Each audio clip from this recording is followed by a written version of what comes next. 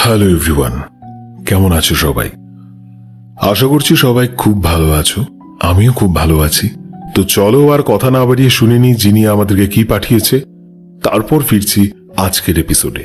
High দাদা, আমি জানতে চাই যে রিলেশনের শুরুতে মানে সবকিছুই খুব সুন্দর একটা স্বপ্নের মতো লাগে যে সে ঠিক সব সময় যে সে যেটা বলবে সেটাই ঠিক, তার উপর একটা বিশ্বাস, সবই আলাদা একদম লাগে, ঠিক আছে। কিন্তু আস্তে আস্তে যেভাবে সময় পার হয়, সময়ের সাথে সাথে সেই মানুষটাকেও চেঞ্জ চেঞ্জ হয়, সেও চেঞ্জ হয়, সাথে রিলেশনে যেরকম প্রথমে থাকে সেরকম পরের দিকে থাকে না। সবকিছু তার সে যদি একটা কিছু বলে সেটা আমার কখনো কখনো ঠিক লাগে না, বা আমি যদি কিছু একটা বলি তার কখনো কখনো ঠিক লাগে না, সেটা নিয়ে অনেক ঝামেলাও হয়। হ্যাঁ, ধীরে ধীরে রিলেশনটা কেন খারাপ কেন এরকম হয় কেন?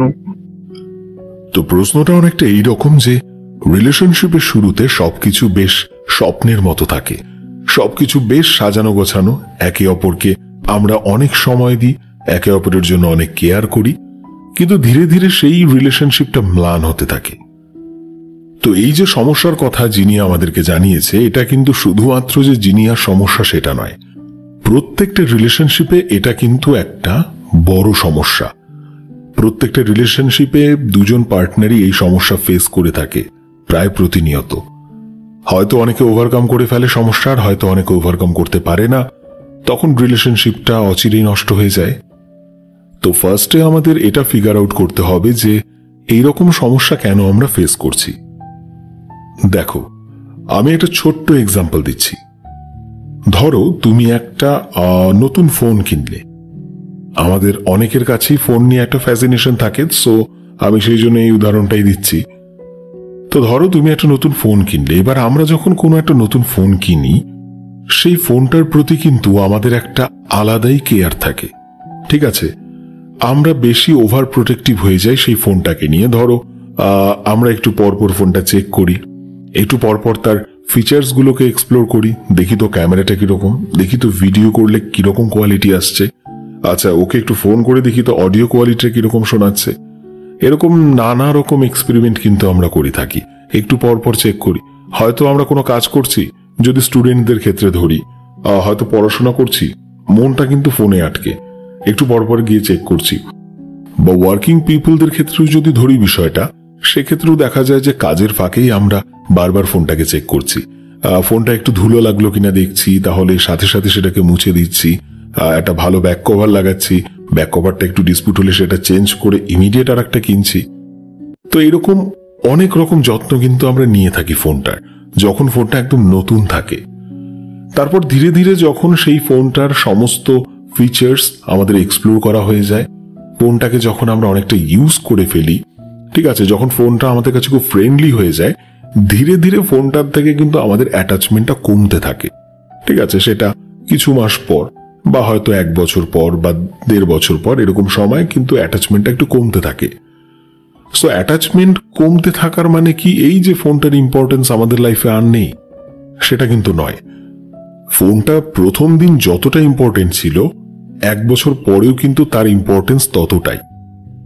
আসলে সমস্যাটা হচ্ছে যে প্রথম প্রথম আমরা সেই জিনিসটাকে এক্সপ্লোর করতে ভালোবাসি, কারণ সেই জিনিসটা কমপ্লিটলি আননোন আমাদের কাছে।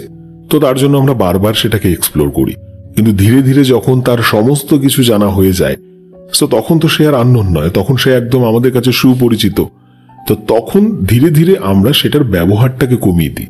কিন্তু তার মানে এই নয় যে ফোনটার ইম্পর্টেন্স আমাদের লাইফে কমে গেছে। তখনও যদি ফোনটা হারিয়ে যায়, তখনও যদি ভেঙে যায়, আমাদের ততটাই ব্যথা লাগবে যতটা প্রথম দিন লাগতো। বিষয়টা বুঝতে পারলে? ঠিক সেই রকমই যখন একটা রিলেশনশিপ শুরু হচ্ছে, একটা রিলেশনশিপ যখন বিল্ড আপ হচ্ছে, ফ্রেন্ডশিপ থেকে রিলেশনশিপে আসছে, দুটো মানুষ একদম কমপ্লিটলি অজানা জগৎ থেকে আসছে। সো তখন দুজন দুজনকে তারা এক্সপ্লোর করার চেষ্টা করে খুব বেশি করে। তারা বেশি বেশি করে সময় দেয়, বেশি বেশি করে কথা বলে, কাজের ফাঁকে, পড়ার ফাঁকে তারা একে অপরের সাথে সময় কাটাতে চায়। দুজনের ভালো লাগা, খারাপ লাগা সব বিষয়গুলোকে ইকুয়ালি তারা সমান চোখে দেখে, এবং সেগুলোর খুব যত্ন নেয়। কিন্তু ক্রমশই যখন দুজন মানুষ দুজনকে এক্সপ্লোর করে ফেলে তখন ধীরে ধীরে তাদের মধ্যে অ্যাটাচমেন্টটা একটু কমতে থাকে।